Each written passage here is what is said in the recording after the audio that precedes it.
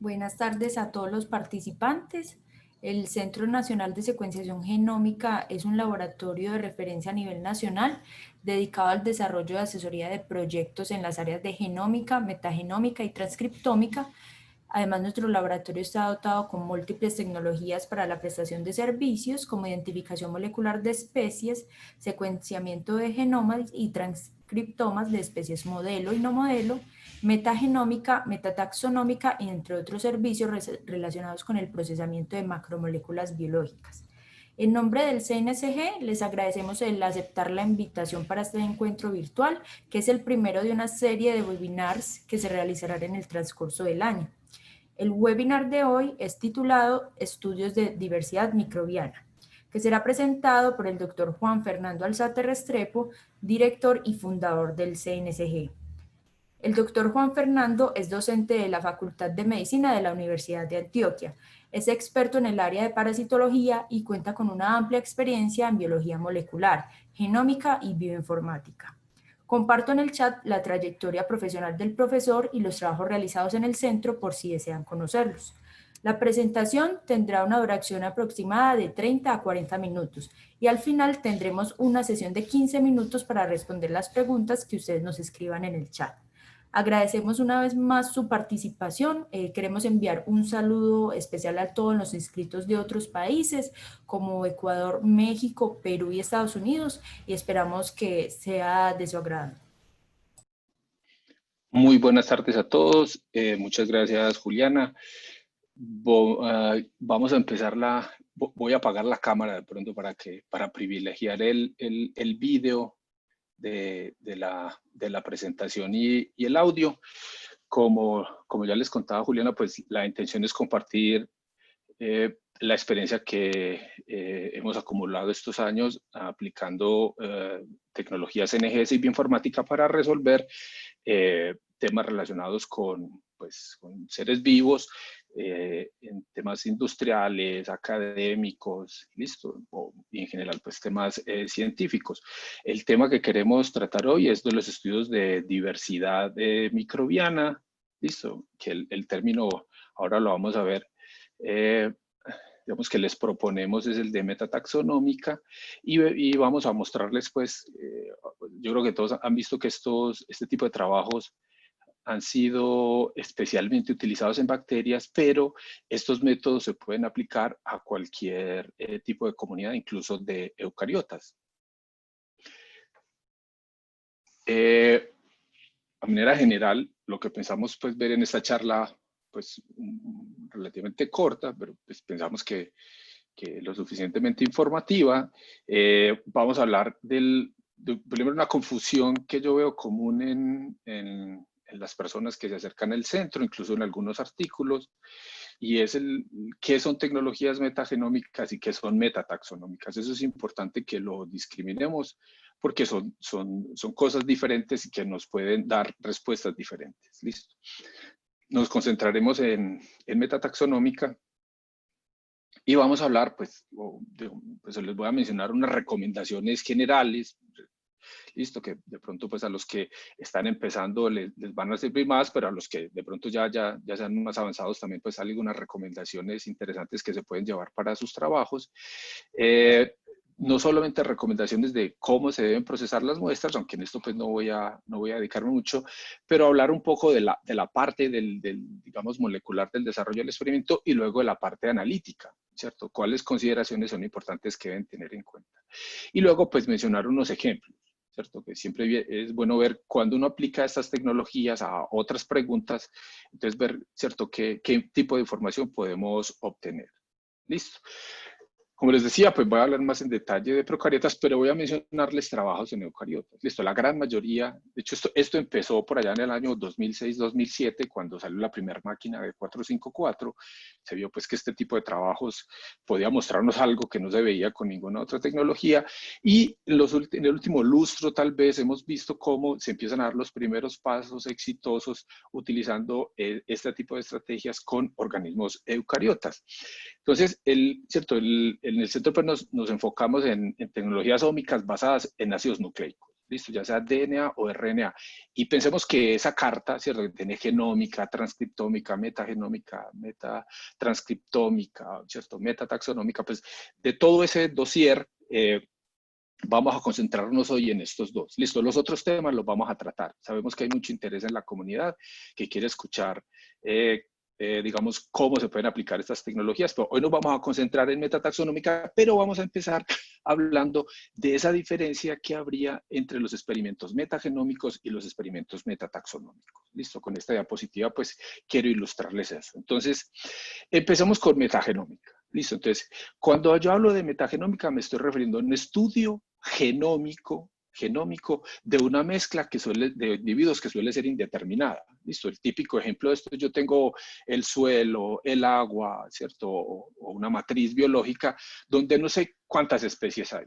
Listo, y pueden ser cientos o miles de ellas.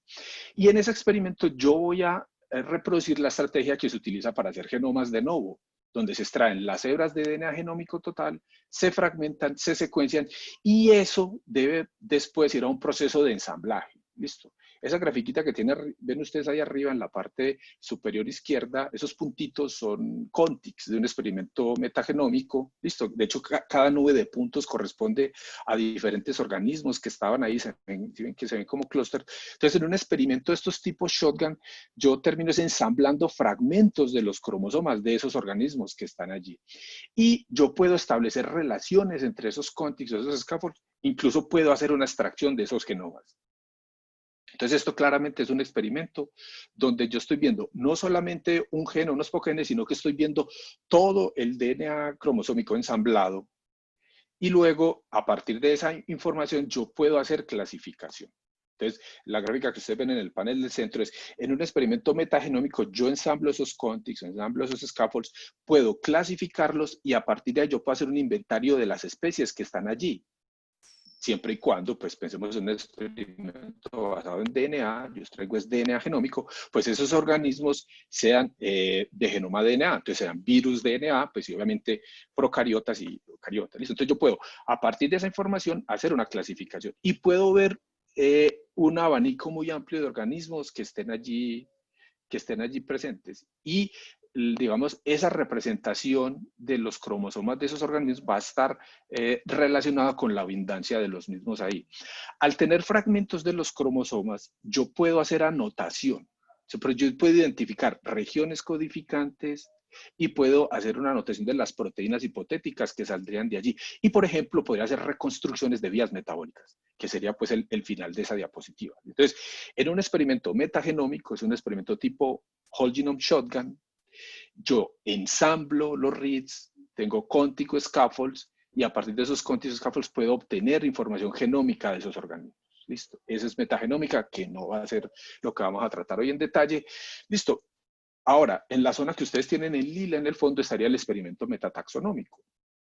En un experimento metataxonómico, ¿qué es lo que nosotros vamos a hacer? Vamos a leer la información, pero de un gen o de un fragmento de un gen. Y para esto vamos a utilizar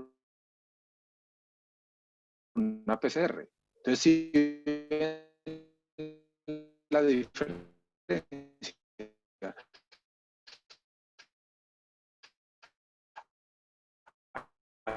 aquí, en un experimento metataxonómico, yo no veo los genes a obtener las de amplitud más el gen 16S, sabemos que tiene 9 regiones variables. Listo. Y las regiones variables, ¿cierto? Se utilizan para, digamos, la parte taxonómica porque son distintas entre unos grupos y otros, y en verde estarían los bloques conservados. Esos bloques que son muy conservados son los que se suelen utilizar como las zonas de hibridación de los primers. En un experimento metataxonómico, entonces, lo que logramos es, a partir de esa información que yo amplifico y secuencio, yo logro, utilizando unos algoritmos especiales, hacer un inventario de esos organismos que están allí. Listo. Entonces, no puedo tener, en un experimento metagenómico, yo puedo hacer taxonomía, pero aparte de eso puedo hacer notación funcional, mientras que en uno metataxonómico solamente me voy a quedar es con la información taxonómica. Pero, ¿cierto? La posibilidad de esto es que logro tener un nivel de profundidad tal que yo logro detectar incluso aquellos organismos que están en proporciones bajas. Entonces, la metataxonómica tiene varios nombres.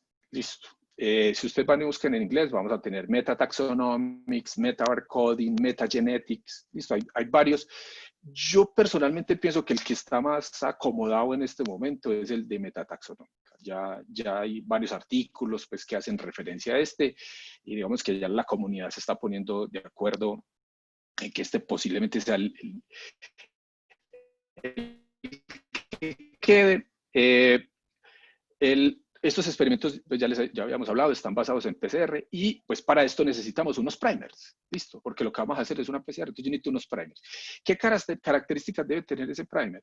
Pues la intención, que no se logra pues, pero la intención es que cubra el mayor espectro posible de organismos que yo deseo estudiar. Entonces, si mi pregunta es con bacterias, pues la intención sería que amplificara todas las bacterias, pues, o el mayor número de bacterias posible. Listo.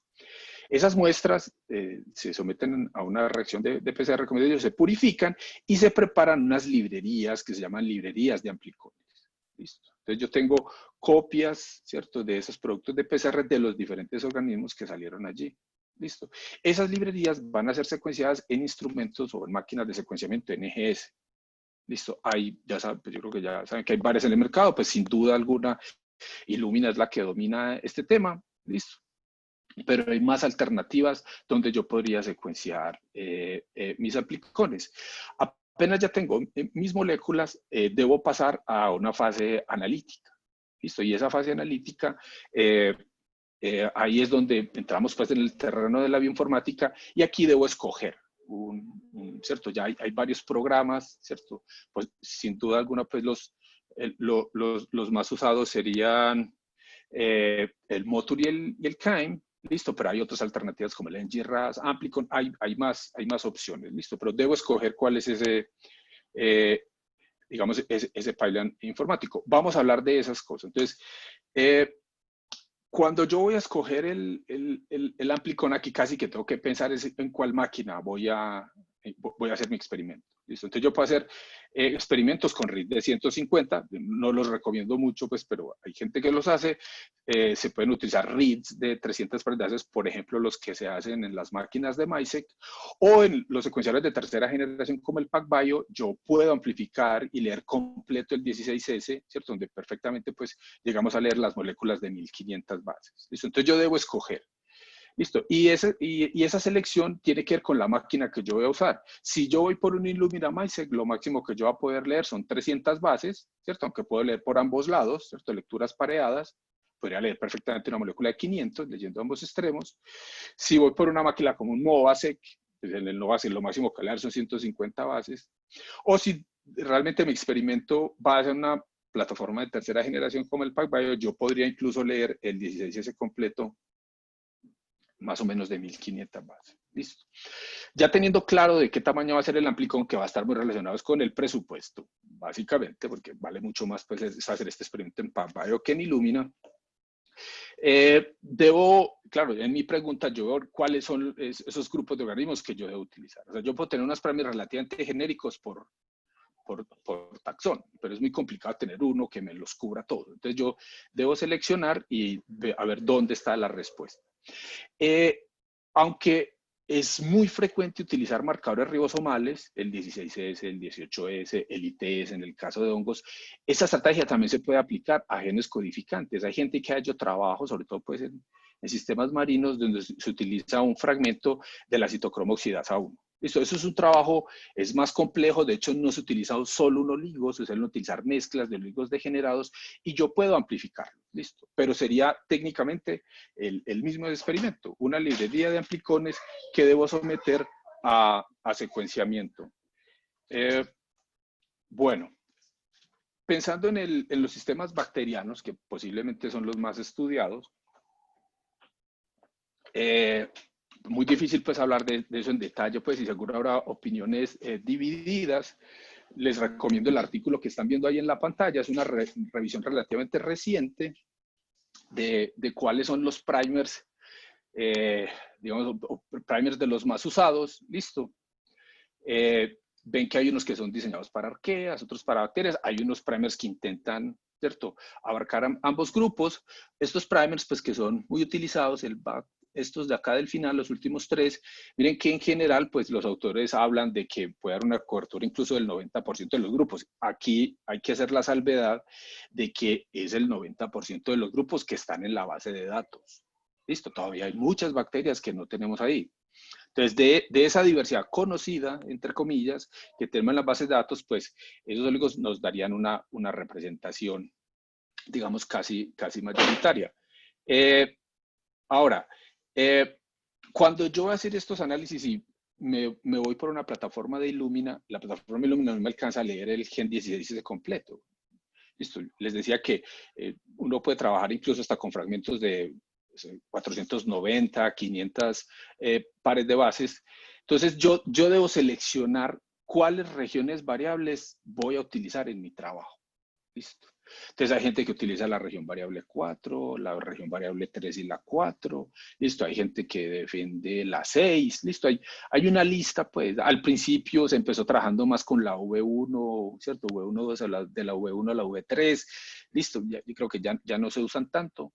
Entonces yo escojo. Listo, entonces si yo voy a trabajar pues con el gen completo no tengo que pensármelo mucho, pero si voy a trabajar con un aplicador más pequeño tengo que pensar cuál es esa región. Aquí posiblemente una recomendación a tener en cuenta en este trabajo y es bueno trabajar con las regiones variables donde ya ha sido previamente estudiada la matriz que yo estoy trabajando. ¿Listo? Porque mi intención al final es comparar. Y ahora vamos a ver que dependiendo de los parámetros que yo seleccione, uno puede tener ciertas variaciones en los resultados que obtiene. Entonces, con la finalidad de tener la posibilidad de comparar, es bueno utilizar las mismas regiones, incluso los mismos oligos. Desde, pues, dentro de los, digamos, los temas que yo he trabajado, pues que son ambientales, intestinales humanos y en animales, la V3 y la V4, pues es una región que yo pienso que es muy utilizada.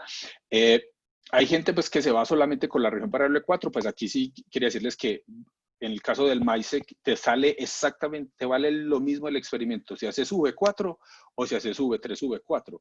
Y en esto el tamaño es importante. O sea, sí es bueno intentar secuenciar lo que más pueda. O sea, si yo sé que puedo tener lecturas de los 500 pandas, pues intentar coger digamos, no una sola región variable, sino un par de ellas.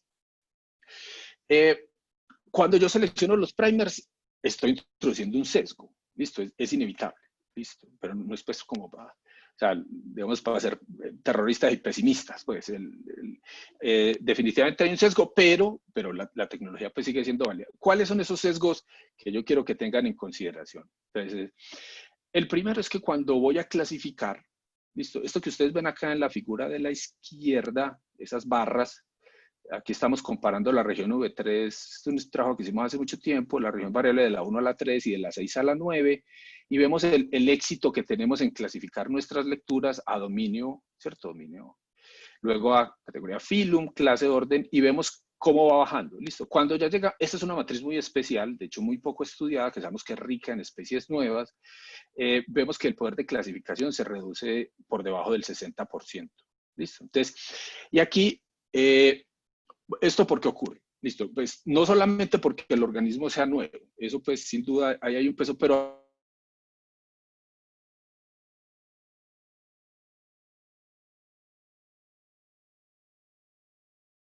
datos que yo estoy estudiando tengo también menos poder de clasificación. Entonces ahí viene que seleccionar una base o un experimento similar, en una matriz similar que ya se haya venido trabajando previamente, pues de pronto te va a ayudar a que esas bases de datos estén ya más enriquecidas con las secuencias de esas regiones. Y así vas a tener un mayor poder de clasificación. El otro problema es que siempre que yo hago una PCR, ¿cierto? Hay una, digamos, el primer tiene que hibridar. Y sabemos que, entonces, aunque esas secuencias son conservadas, no son 100% idénticas, va a haber variaciones. Esas variaciones van a afectar la cinética y la eficiencia de la reacción de la PCR. Entonces, miren, este es el mismo DNA, exactamente el mismo DNA, utilizando dos oligos distintos. Uno que cubre la región variable de la 1 a la 3 y otro de la 6 a la 9. En general vimos las mismas bacterias, realmente se parecía, pero salta a la vista, miren la diferencia que nosotros vimos en Pseudomonas. Es exactamente, es la misma muestra.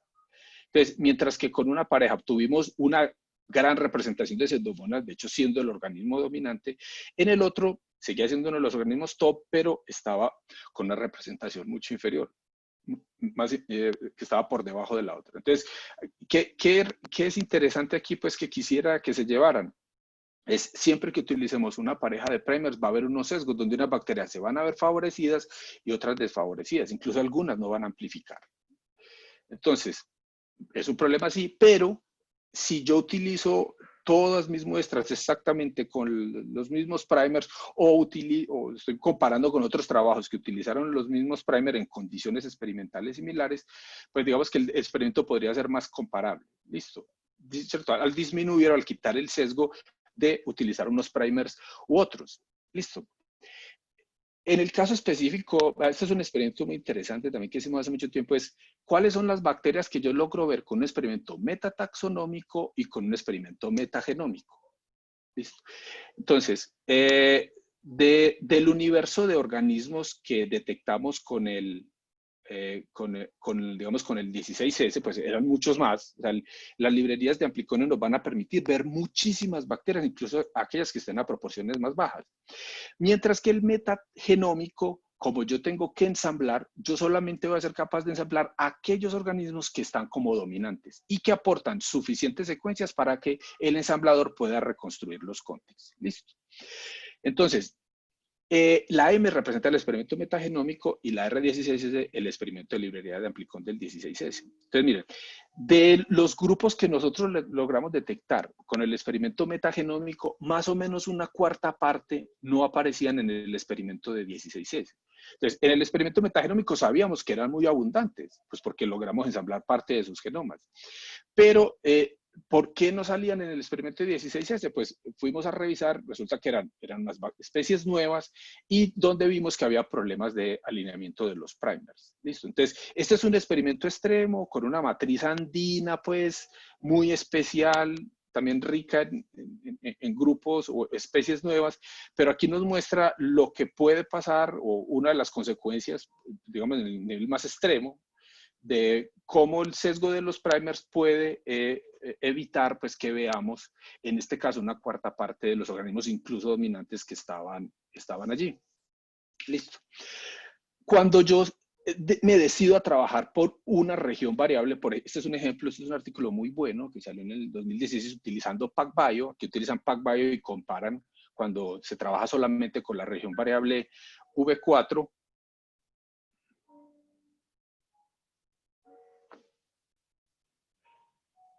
Listo, aquí me dicen que se fue el audio. Voy a devolverme una diapositiva. Listo. Bueno.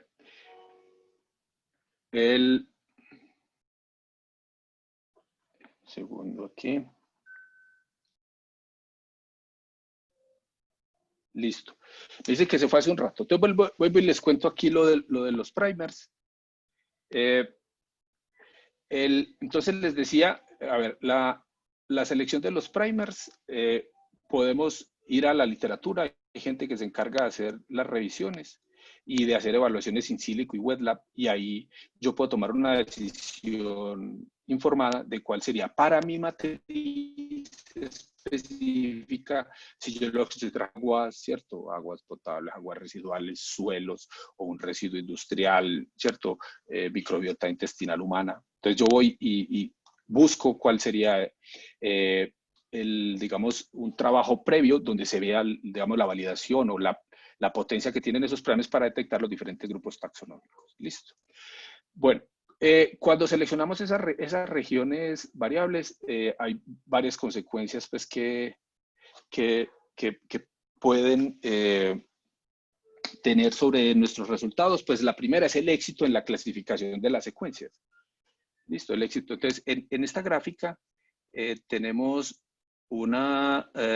estamos evaluando regiones variables, la V3 y de la 6 a la 9, y vemos cómo a dominio, bacterias somos capaces de clasificarlas todas, pero a medida que vamos bajando en las categorías taxonómicas, se va reduciendo el éxito. Y cuando llegamos ya a categoría de género, pues se reduce incluso por debajo del 60%. Entonces, parte de la explicación de, ¿cierto? Aquí de por qué no podemos clasificar es porque esas secuencias no están reportadas en las bases de datos. Entonces, claro, pensemos que hay una bacteria que sí está relativamente bien estudiada y están puestas una región variable, la V3 y la V4, pero claro, como yo trabajé fue con otra región variable, pues tengo más problemas de hacer la asignación taxonómica. Listo. Y en el caso, en este mismo experimento, otro de los impactos es el sesgo que tiene el primer al momento de hibridar sobre la secuencia de DNA. Entonces, aquí les decía, clasificamos las bacterias más abundantes y miren cómo exactamente la misma muestra de DNA tenemos una diferencia considerable en la proporción de pseudomonas en ambas muestras. Entonces, aunque digamos que las bacterias más abundantes coincidían, prácticamente todas las logramos ver, había unas que estaban a proporciones más bajas que no se veían, pero miren la diferencia de la proporción de pseudomonas entre unas y otras. Haciendo el análisis de esto, ¿por qué ocurría? Pues vimos que hay un problema de estos primers, no hibridaban tan eficientemente uno de ellos en pseudomonas. Entonces, cuando yo selecciono una pareja de primers, voy a estar, quiera o no quiera, favoreciendo unos grupos bacterianos y desfavoreciendo otros, pues que van a tener más problemas de hibridación. Cuando yo comparo metagenómica y metataxonómica, entonces, miren, aquí lo que queríamos ver era qué pasaba. O sea, yo tengo una matriz, ¿listo? Una matriz rica en especies nuevas y queríamos ver qué nos muestran los dos métodos, ¿listo? Entonces, si yo hago un experimento metagenómico tipo shotgun, listo, y lo comparo con los resultados de librería de Apliconet del 16S. Pues resulta que en este experimento, pues obviamente el 16S nos va a mostrar muchas bacterias, nos muestra, eran cientos pues de géneros bacterianos los que teníamos acá. El experimento metagenómico nos mostraba muchos menos, pero nos muestra aquellos que están en una abundancia relativamente alta y que esa abundancia nos permite ensamblar contigs y que esos contigs los podíamos anotar. Pues resulta que una cuarta parte de esos contigs vimos que estaban asociados a especies que no fueron detectados con el experimento metataxonómico. O sea, la metagenómica nos muestra que hay unos grupos muy abundantes, pero esos no salen en el experimento de metataxonómica. ¿Cuál es una de las posibles explicaciones? ¿Cierto? Es un problema, pues aquí vimos que parte de la respuesta eran los primers, que esos primers no hibridaban adecuadamente en esos organismos, y esos organismos, no si son especies nuevas, no están en la base de datos y no entran en esos análisis que yo les mostraba anteriormente, ¿cierto? De validación in silico. Entonces, a las bases de datos todavía les falta mucho, pero a pesar de que no veamos todos los grupos, pues yo pienso que la herramienta metataxonómica, que digamos es mucho más barata, es costo efectiva, pues sigue siendo una herramienta útil. Les decía que también la zona que uno seleccione del 16S es importante. Aquí estaban en este trabajo, que es uno de los primeros donde aplicaron la tecnología PacBio para hacer un análisis metataxonómico utilizando el gen ribosomal 16S completo. Entonces ellos decían que, pues, que si yo utilizo solamente la región variable 4, que se usa mucho, hay ciertos grupos de organismos, por ejemplo, donde esa región es muy conservada, pero si hay variación, por ejemplo, en la región variable 3 o en las otras regiones. Entonces, cuando yo hago el análisis, yo veo que aquí no hay variación, termino agrupando muchas secuencias que posiblemente son de diferentes tipos de salmonela en este caso. ¿Listo? O hay casos opuestos donde resulta que esa región variable acumula muchas más diferencias que el resto de las regiones variables. Entonces, algo que podría ser la misma especie me termina a mí siendo representado por más grupos o más otros. ¿Listo? Entonces mientras la región sea más corta, estoy más expuesto a este tipo de fenómenos. Y sin duda, pues lo ideal, que pues que no, a veces no lo tenemos el suficiente presupuesto para hacerlo, sería hacer el 16S completo, pero pues en el caso tal de que no, definitivamente la región variable 3 y la región variable 4, como les decía, pues puede ser una alternativa razonable. Con respecto a la extracción del DNA, no me voy a detener mucho aquí. Yo entiendo pues que muchos de ustedes ya tienen experiencia en la extracción de ácidos nucleicos. Aquí, muy importante es que los kits estén en óptimas condiciones y me imagino que también ya lo han leído. Se sabe que cuando después de que uno abre las botellas o incluso a veces viniendo de la fábrica, pueden crecer microorganismos muy particulares en esos buffers. Entonces, cualquier contaminación que yo tenga en los buffers, pues va a salir representada en mis muestras. Entonces, hacer una evaluación de la pureza, intentar pues que no sean kits que ya hayan estado mucho tiempo expuestos a condiciones ambientales. Muy importante también es que las concentraciones de DNA sean altas. ¿Y esto por qué se lo digo? Porque yo estoy trabajando con una matriz, tengo unas muestras a una concentración muy baja. Pues entonces, si yo tengo una concentración de DNA muy baja, cualquier contaminante que me caiga ahí va a estar en una proporción relativamente similar a la de mis muestras. Entonces, el ruido termina ganando digamos, una señal considerable, lo cual me va a alterar los resultados. Si yo trabajo con muestras que son ricas en DNA, así incluso tuviera algo de contaminación, esa contaminación va a estar en unas proporciones muy bajas y suelen salir en los filtros que uno utiliza después en la parte analítica. Listo. Es bueno normalizar las concentraciones de las muestras de DNA, pues es casi que una recomendación obligatoria, entre comillas, ya que recuerden que yo voy a hacer una reacción de PCR y las reacciones de PCR pues se van a ver afectadas dependiendo del número de copias que se vaya a hacer de cada molécula. ¿Listo? Entonces va a ser distinto el perfil de amplificación, una concentración que esté una concentración de DNA muy baja a una concentración alta. A una concentración un poco más alta yo voy a tener menos posibilidad de tener artefactos de amplificación en la PCR. También es importante las pruebas de los inhibidores. Yo puedo extraer mi DNA, leo la absorbancia 260, 80, todo esto lo mido, pero a veces los inhibidores no me absorben en este espectro. Es bueno probarlas pues, para que no perdamos luego en el experimento muestras. ¿Cierto? Hacemos el ensayo y de las 100 que mandamos resulta que nada más ha funcionado 70. Eso normalmente uno lo controla sabiendo si hay inhibidores en la PCR. También recomiendan hacer extracciones por triplicado, pues esto dispara los costos, ¿sí? Pero pues aquellos que puedan, o al menos duplicados, se extraen y se hacen pools de los DNAs. Así digamos que tiene una representación uno más homogénea de las muestras. También es importante tener en cuenta que aquellos organismos que sean más difíciles de lisar, ¿cierto? Sean más resistentes a las condiciones físico-químicas que utilizamos en los kits, pues esos van a salir menos representados. Entonces, eso hay que tenerlo presente. Listo, que ahí se puede introducir un sesgo y se van a utilizar kits, pues la idea es que sean muy agresivos incluso con esos organismos que son más resistentes. Ya en la parte de análisis bioinformático, pues también hay varias posibilidades para escoger. Listo, yo aquí para hacer esto pues más sencillo, les voy a poner un ejemplo con uno de los programas más usados que se llama Motur. Listo, posiblemente los más usados son Motur y Kime. Listo, hay más pues, pero en esencia lo que hay detrás es bastante similar. ¿Qué es lo que debemos hacer con nuestras secuencias apenas ya las tenemos? Pues lo primero es depurarlas. Tenemos que tomar esas secuencias, se suelen eliminar las que tienen bases antiguas o ONs, las que son muy cortas. Como tenemos reads pareados, lecturas pareadas, pues una de las primeras fases que hace el programa es juntar el read forward y el reverse para sacar una secuencia consensus. Aquellas que no alineen se consideran como defectuosas y salen. Se deben eliminar también las quimeras, ¿cierto? Ahí hay diferentes programas, pues el Motur tiene un programa de un tercero que hace pues relativamente bien esta tarea.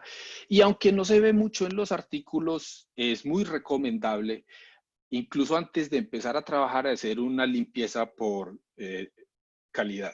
¿Listo? Utilizar un programa como Qtadapt o estos que te remueven los adaptadores y aparte de eso, pues que te eliminen sobre todo las secuencias de baja calidad, que en eso no está muy bien pesado, me parece a mí el Motur, pues es un paso pues recomendable. El siguiente paso, después de que ya tengo mis lecturas depuradas, pues, que es el siguiente control, es, bueno, eso sí es un 16S, ese fragmento. Entonces, se hacen unos alineamientos, ¿cierto? Se tiene una base de datos, pues la de Silva, para poner un ejemplo, ahí el programa alinea esas secuencias, identifica aquellas que alinean en la región que tú estás esperando. Si estamos trabajando en la V3 o la V4, pues tiene que alinear ahí. Si son otras secuencias que alinean en otros sitios, van a ser excluidas. Listo. Digamos, es una manera de eliminar los amplicones inespecíficos. Aparte de eso, se hace un análisis inicial taxonómico y excluyes de ahí los grupos taxonómicos que no te interesan. Es que a mí no solamente me interesan las bacterias, entonces quitar las arqueas, ¿cierto? Eucariotas.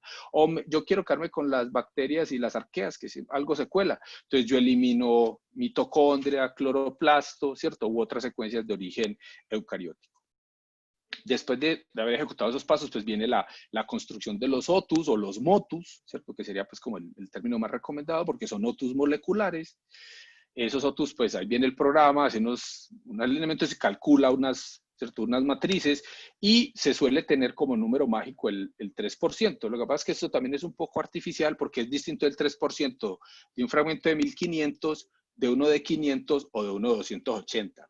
¿Listo? Eso yo creo que el investigador tiene que mirar, dependiendo de la región que vaya a trabajar, si realmente tiene que hacer un reajuste a ese valor, porque es distinto, ¿cierto? Una variación del 3% en un fragmento de 280 significa que es una variación muchísimo mayor comparado con un fragmento de la V3 o la 4 que sería casi de 500 bases. ¿Listo?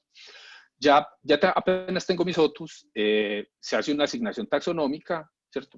Hay pues también varias alternativas para esto, pues, pero se suelen utilizar bases de datos nuevamente como la de Silva.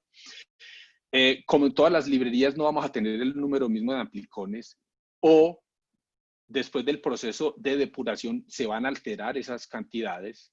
Puede ser que una librería haya sido con más quimeras o con más bases ambiguas. Entonces, se debe normalizar para que todas las librerías tengan un número similar. ¿Listo? Y hay varias herramientas para hacer eso. ¿Listo? Ya, dependiendo del programa pues, que estén usando, pues se seleccionará uno. Ya terminado todo este proceso, los que quieren hacer análisis un poco más complejos, análisis estadísticos, pues una manera sencilla, relativamente simple, pues de mover esta tabla ya de resultados es generar un archivo que se llama archivo.biom, y este lo podemos llevar a programas estadísticos en R, donde utilizamos módulos como el Filosec u otros, que nos permitirían hacer ya los análisis más detallados de comparación beta. Listo.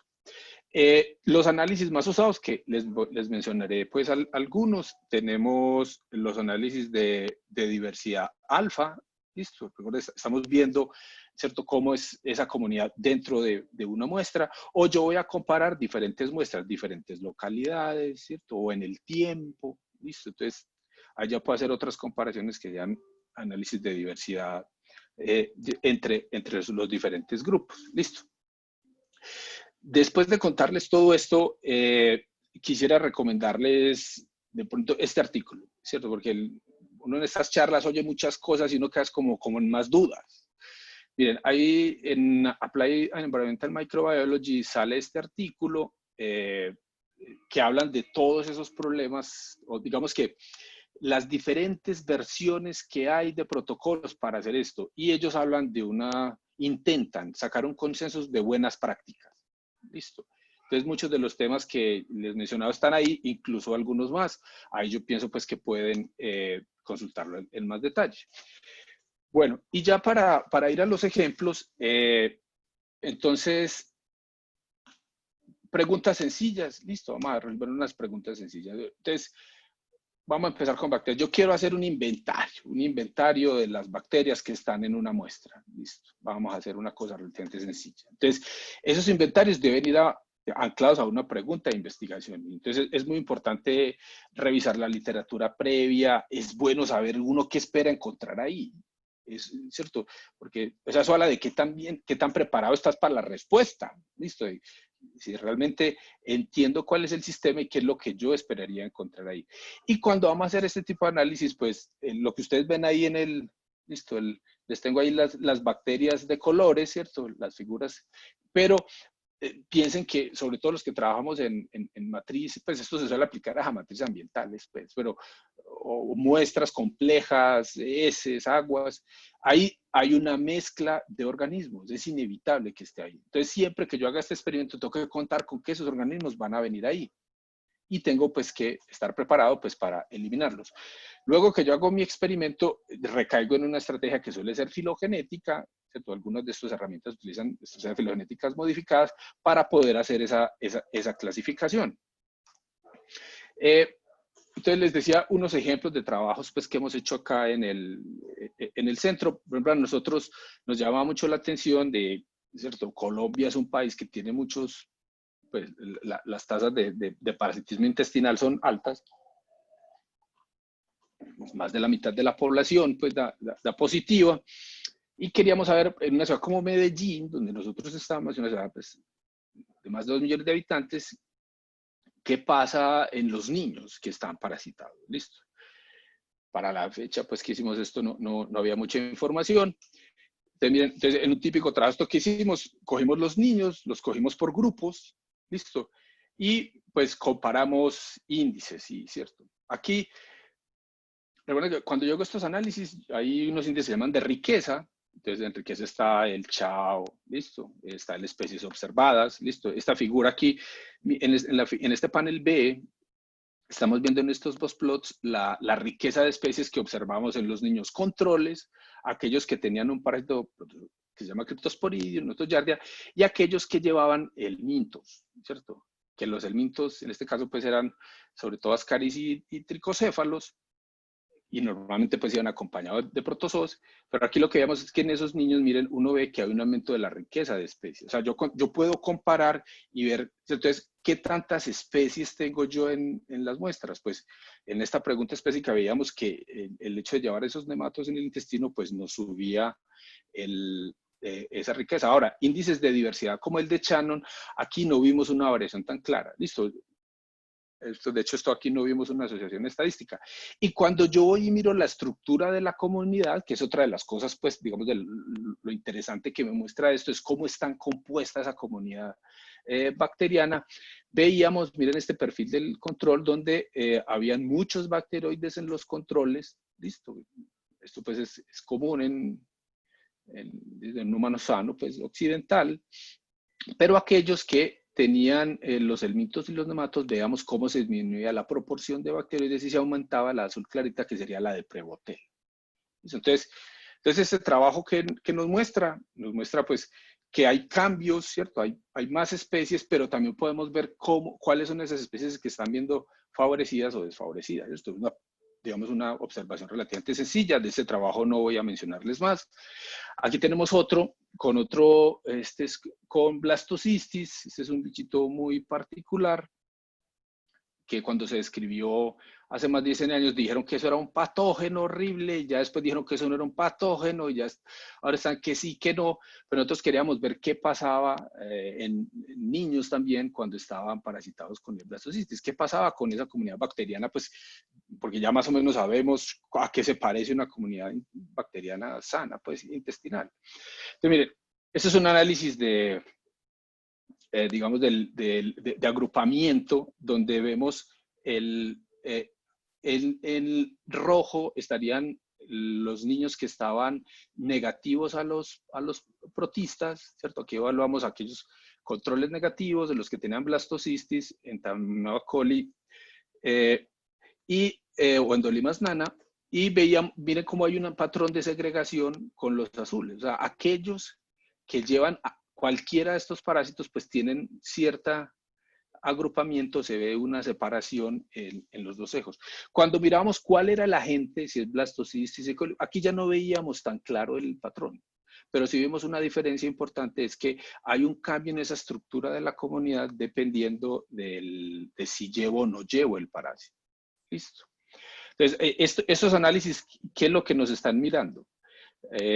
¿Cuáles son esos otus, ¿cierto? Esos grupos bacterianos que hay ahí, cuál es ese perfil de otus y las abundancias relativas. Y eso es lo que me está comparando aquí, independiente de la taxonomía. Aquí todavía no tengo unos datos taxonómicos, pero puedo ver cómo se comporta, cómo se segregan según esa estructura de la comunidad. Cuando miramos los índices, listo, entonces índices de riqueza observados, chao, OACE, veíamos que no llevar parásitos, esta línea es la mediana, pues no llevar parásitos, pues ya tener una mediana inferior comparado con aquellos que llevan los parásitos a los que llevan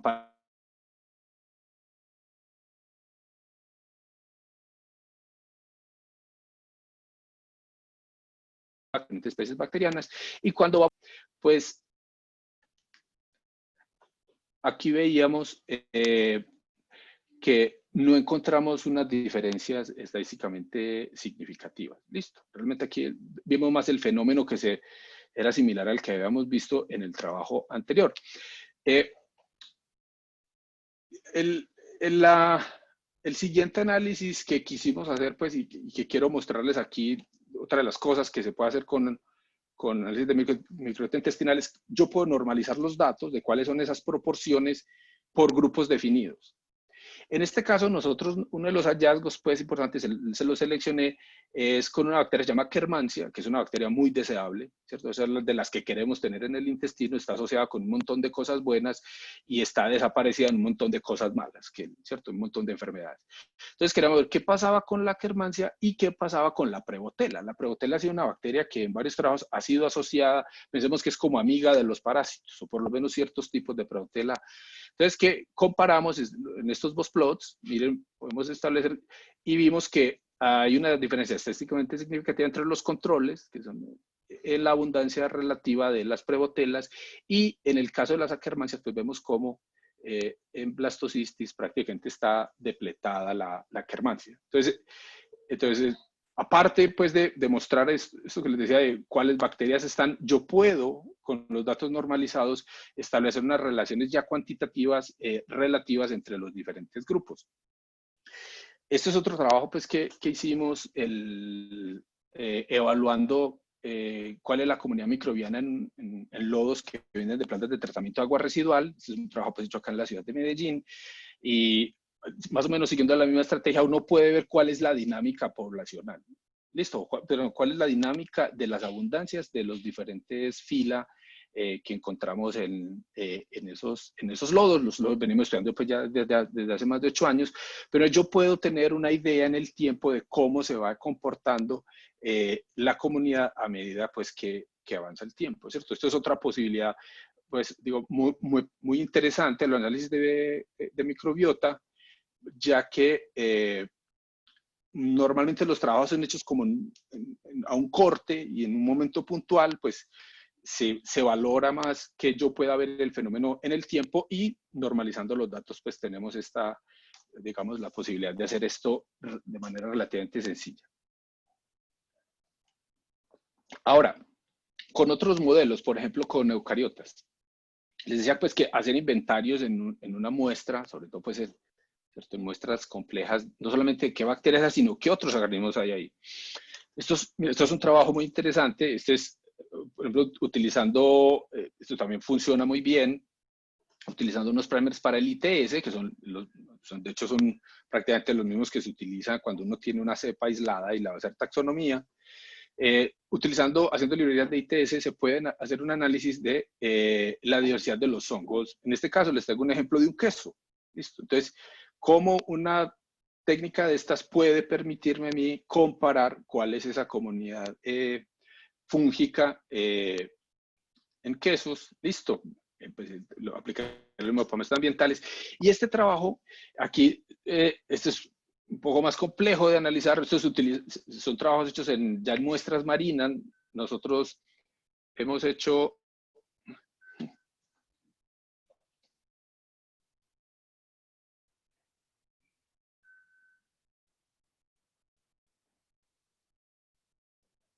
Bueno, dicen que aquí se está perdiendo el audio. Vuelvo y les... listo. Espera un segundo.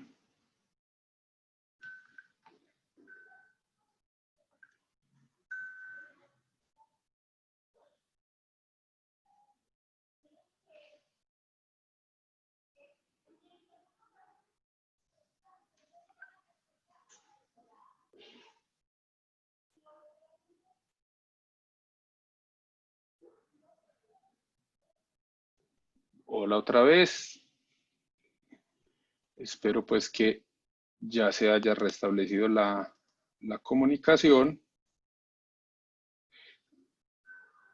Listo. Y vamos en la parte entonces de los organismos marinos. Estos son ecosistemas muy complejos y hacer un inventario de eso pues por métodos manuales es súper complicado, sobre todo por aquellos que son microscópicos y la taxonomía punta de ojo tiene su problema. Entonces se empezaron a aplicar métodos de amplificando diferentes regiones variables del 18S, eso es lo que ustedes ven en la parte de arriba, listo, la región de la V1, V2, V7, o incluso utilizando, como les mencioné al principio, fragmentos del COI. ¿Listo? Entonces yo puedo tener mis librerías con estos amplicones, ahí es un poco más complejo, pues porque digamos el método luego para hacer la clasificación reviste un poco más de complejidad, pero yo puedo, pues teniendo esto funcionando, miren la cantidad de organismos que yo puedo detectar, listo, plantas, metazoos, protistas, en un solo experimento, listo. O sea, yo puedo detectar cientos de organismos en un solo experimento, cosa pues que hacerlo por los métodos tradicionales pues nos llevaría de lustros, posiblemente décadas. Listo. Nosotros pues tenemos mucho interés en parásitos. Los parásitos nos gustan, pero no es lo único que estudiamos, pues nos gustan mucho. Y nosotros empezamos a aplicar estas tecnologías a muestras de materia fecal humana. Listo, creemos, bueno, ¿será que así como tenemos la posibilidad de hacer un inventario de las bacterias que están en la materia fecal, podríamos tener un inventario de los parásitos en una sola prueba? Vamos detrás de algo pues que nos gusta llamarlo como el coprológico NGS.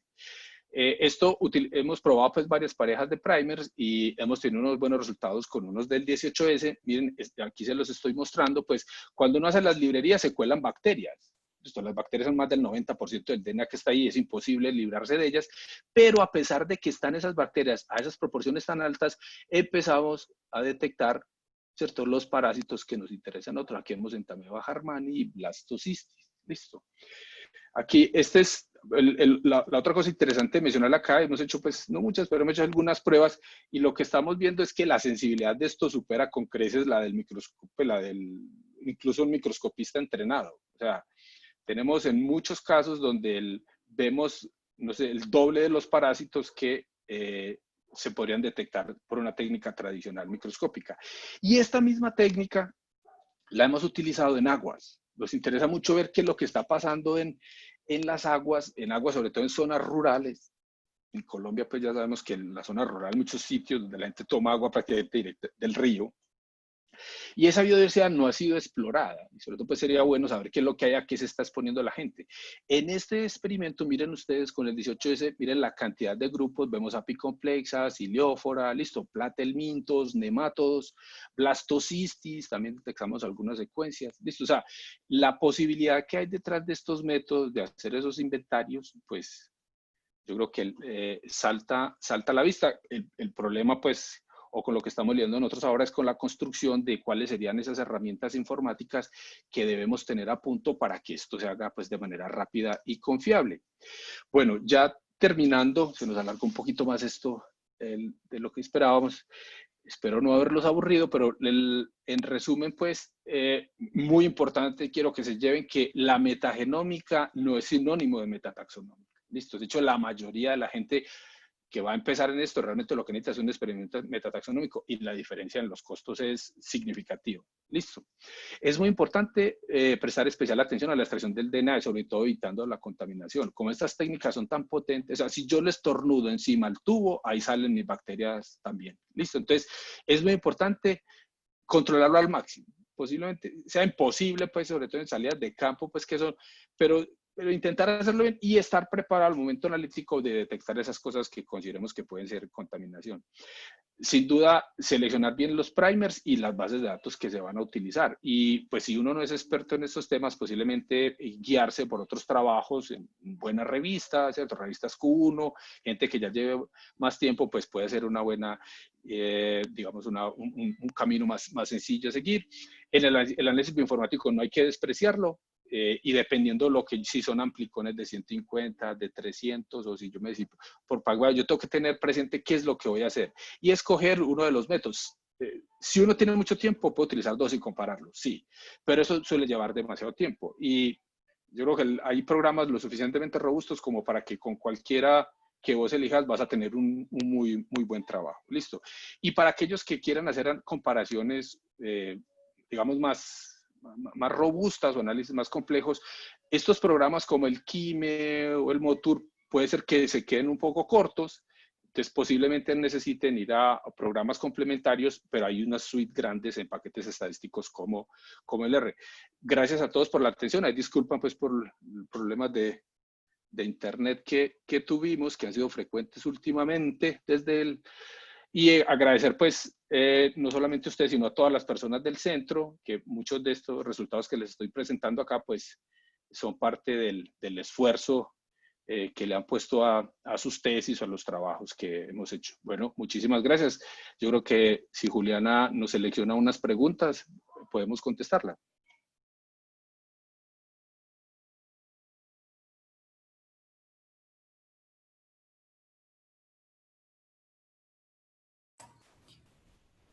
Buenas tardes, sí, por acá tenemos varias preguntas.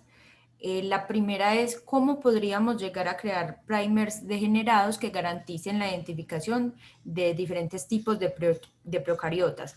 ¿Qué región del 16S se podría emplear? A ver, yo creo que ahí habría que seguir la misma estrategia que han seguido los investigadores, que no sé si recuerdan el artículo que les mencioné al principio. Y entonces, ¿qué hago yo? Debo alinear las secuencias de los 16 S completos. Esto voy a lo que tenga. Si hay unas bacterias que son especies nuevas, yo tengo información previa y no está completo, pues me toca meter el pedacito que tenga, lo pongo ahí. Y a partir de esos alineamientos, hay programas que te permiten diseñar los primers degenerados. O sea, ya hay estrategias informáticas que yo utilizaría para diseñar esos primers. Y esos programas partirían de unos alineamientos curados que tiene que hacer el investigador. Yo pienso que es un trabajo arduo. Entonces, si yo voy a utilizar, o sea, si los grupos que yo voy a ver son los grupos más o menos típicos, posiblemente no valga la pena.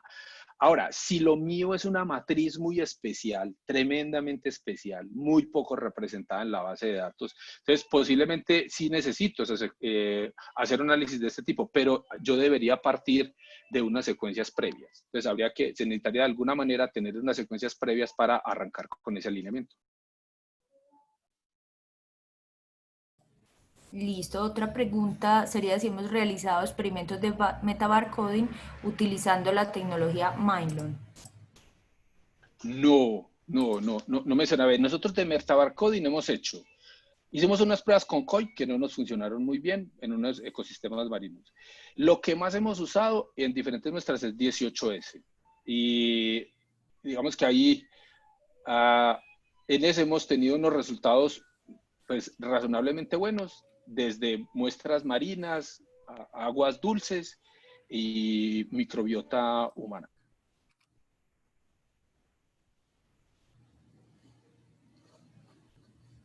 Listo. ¿Qué se opina sobre la herramienta Megan 6? ¿Se considera que generan un sesgo en la identificación taxonómica? A ver, el Megan está sobre todo pensado para metagenoma. O sea, que yo necesito partir es de Contis. ¿Puedo utilizar amplicones? Sí. O sea, yo puedo coger los amplicones, hago un blast y luego importo los resultados del blast al Megan. Se puede, pero sobre todo está pensado para regiones codificantes. Y el algoritmo que ellos tienen para hacer la taxonomía está sobre todo pensado para proteínas. Entonces, se puede usar, sí. En nuestra experiencia, el Megan funciona muy bien en cualquiera de esos dos escenarios para organismos conocidos. Cuando son organismos que son relativamente desconocidos o completamente desconocidos, ahí empieza a tener problemas el Megan. Entonces nosotros utilizamos el Megan para ciertas tareas, pero cuando son cosas importantes solemos hacer confirmación ya filogenética. Listo. ¿Cómo se realiza la normalización de los datos para comparaciones de abundancia entre OTUS? Ve, por ejemplo, nosotros usamos uno muy sencillo que se llama Total Group del Motu. O sea, que él lo que hace es que ajusta el número de secuencias más o menos, pues, pero hay normalizaciones muy sofisticadas, el Z-score, o sea, hay una lista de cosas. Entonces nosotros utilizamos el Total Group como para que los números sean similares. Y luego en programas estadísticos en R ya hacemos normalizaciones por proporciones, por ejemplo, listo. Posiblemente esas dos serían las más sencillas, pero hay cosas más complejas para normalizar. Listo, pero posiblemente el total group en el motor está bien y luego una normalización por proporciones pues podría ser suficiente inicialmente. Listo. Se pueden realizar árboles filogenéticos con la secuencia de las regiones amplificadas en el experimento de NGS B3 y B4 para confirmar la clasificación de algún grupo taxonómico en particular, generado con el MOTUR y las bases de datos RDP o Silva. De hecho, es lo recomendable. O sea, cuando nosotros tenemos el trabajo, por ejemplo, en aguas residuales, nosotros lo que vimos es que hay una bacteria que es un género nuevo, que es la bacteria dominante a lo largo de todo el año. Entonces, los clasificadores, todos los clasificadores, Silva, el RDP, todos fallaban. De hecho, algunos lo ponían en un género y otros en otro. pero pues los valores de Bootstrap nos mostraban que estaba mal. ¿Listo? Entonces ¿qué se hace ahí? Se extrae el OTU, uno extrae la secuencia en FASTA y ya con esa secuencia en FASTA vamos a la herramienta filogenética clásica. Hacemos un árbol con secuencias de referencia curada. Y hacemos un árbol de máximo, lo que no le gusta, pero de hecho se debiera hacer, sobre todo en esos organismos que sabemos que pueden ser novedosos. Listo. ¿Cómo se podría controlar que las abundancias observadas de reads sean de diferentes células y no que sea de una célula con duplicaciones de la región secuenciada?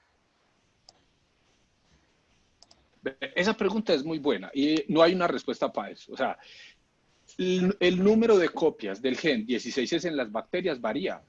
Varía de 1 a 2, ¿cierto? Hay bacterias que tienen muy pocas a bacterias que tienen docenas, ¿cierto? Más de 10.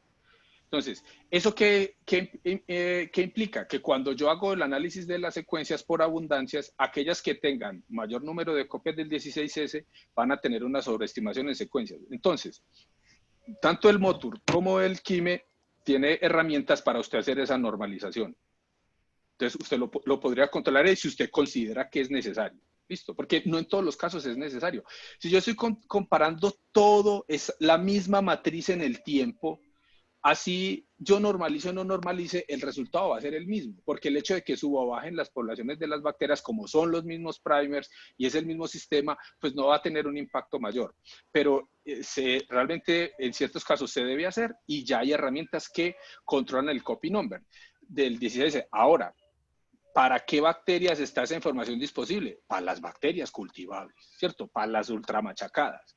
Para los bichos raros que son especies nuevas o géneros nuevos, esa información no se tiene.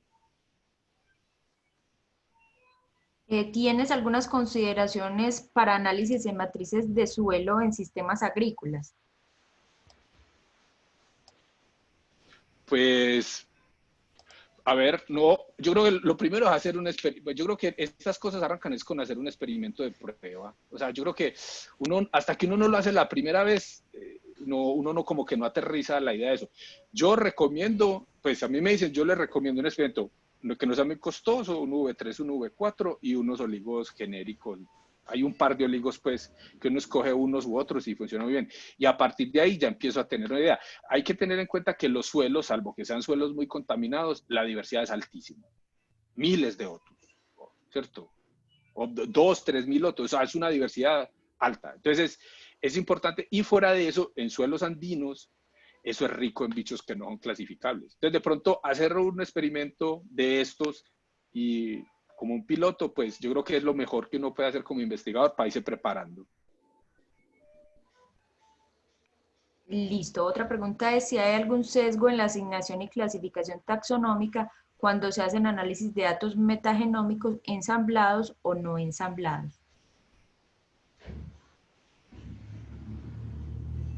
A ver, si yo estoy trabajando, a ver, si yo no ensamblo, pensemos que hice un metagenoma. Entonces, la manera más barata de hacer un metagenoma sería Novasec. Entonces, yo lo que tendría son reads de 150.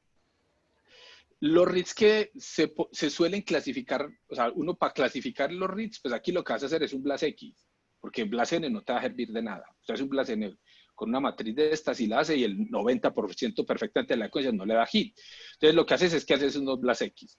Entonces, haces unos BLASX y esos fragmentos de 50, de 150, pensemos que todo sea codificante, le vas a volver 50 aminoácidos. Entonces, eso te da sin duda cierto poder taxonómico, pero me parece que es como arriesgado. Entonces, pero yo creo que uno no tiene por qué renunciar a uno o a otro. Haces las dos. Entonces, yo puedo hacer un trabajo con los reads y veo que me muestra, además que lo que yo logre clasificar con los reads me va a hablar de la abundancia de ese organismo, teniendo en cuenta que hay que hacer una normalización del tamaño del genoma aquí.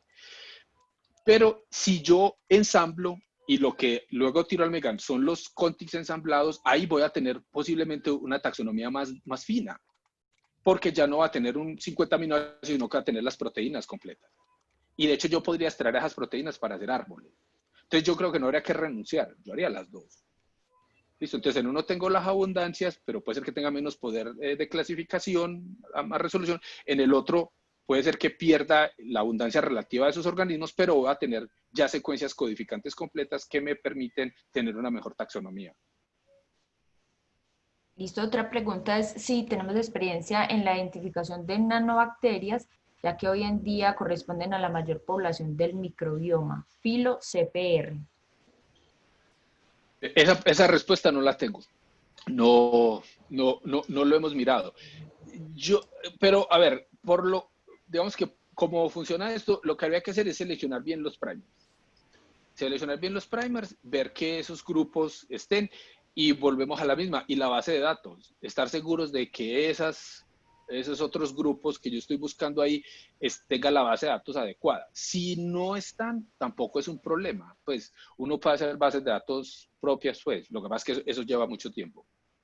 Pero yo pensaría pues que seleccionando una buena pareja de oligos que ya hayan sido, digamos, validados de cierta manera para ese grupo, realmente lo que habría que hacer es tener cuidado con la base de datos. El resto sería similar. Pues porque es exactamente lo mismo como cuando nosotros vamos a un ambiente y resulta que es un ambiente muy extremo y esas bacterias no están en la base de datos. Es la misma condición. Es un grupo que no se había visto y que no está en la base de datos. Entonces, las recomendaciones es que hay que levantar información que valide que sí las estás amplificando. Listo, otra pregunta es ¿qué tan recomendable es usar la información metataxonómica para hacer producciones metabólicas usando programas tipos PigRus2 y Tax4Fan? Nosotros hacíamos eso, pero eso, los referees ya están dando mucho palo y tienen razón. O sea, yo no haría eso. No lo haría. O sea, tenemos artículos, pues, de hecho, Kate, que está en el centro de la foto, tenemos un artículo de la tesis de ella, donde algo hicimos con eso, pero me parece que es muy arriesgado. O sea, nosotros también hacemos genómica comparada con las bacterias, y digamos, una gran pega que yo le veo a eso es que las bacterias pierden genes muy fácil.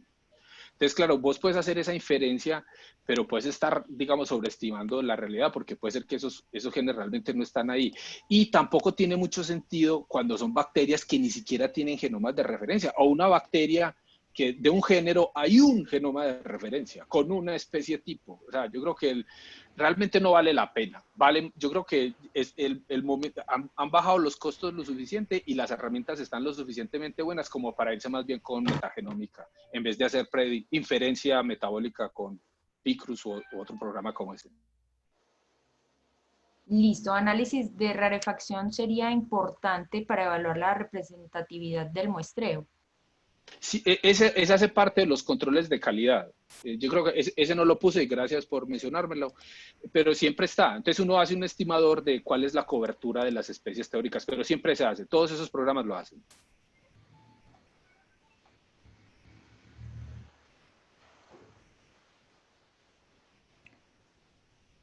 Listo, si estamos usando el programa Kime2, que se usa un concepto diferente de OTU, que ahora es llamado ASB, que mejora el threshold de 3%, considerando que no siempre esa diferencia significa que sean especies diferentes. Sí, yo no tengo mucha experiencia con el Kime, pero exactamente es la idea que tengo por lo que he leído, que hay otras estrategias mejores y posiblemente el Kime lo haga mejor que el Motu. Estamos de acuerdo. Listo, entonces damos por terminada la sesión del día de hoy. Por medio del correo electrónico estaremos respondiendo sus inquietudes si de pronto no alcanzamos a responderlas.